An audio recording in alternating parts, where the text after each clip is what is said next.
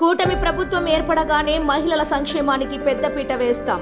స్వయం సహాయక సంఘాలకు వడ్డీ లేని రుణాలను 3 లక్షల నుండి 10 లక్షల రూపాయల వరకు పెంచుతాం. ప్రత్యేక పథకం ద్వారా P4 మోడల్లో మహిళలను ఆర్థికంగా బలోపేతం చేయడానికి చర్యలు తీసుకుంటాం. అంగన్వాడీ కార్యకర్తలకు సుప్రీంకోర్టు తీర్పు మేరకు గ్రాట్యుటీ చెల్లిస్తాం. విద్యార్థులకు కళలకు రెక్కలు పథకం ద్వారా రుణాలు అందిస్తాం. పండగ కానుకలు, పెళ్లి కానుకలు నిరుద్ధరిస్తాం. ఆశా వర్కర్లకు కనీస వేతనం పెంపు దిశగా చర్యలు చేపడతాం.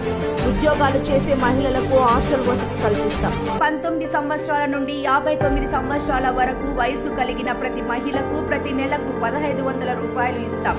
ప్రతి ఇంటికి ఏడాదికి ఉచితంగా 3 గ్యాస్ సిలిండర్లు ఇస్తాం. ప్రతి మహిళకు ఉచిత బస్ ప్రయాణం కల్పిస్తాం. డ్వాక్రా సంఘాలకు 3 లక్షల నుండి 10 లక్షల రూపాయల వరకు వడ్డీ లేని రుణాలు అందిస్తాం.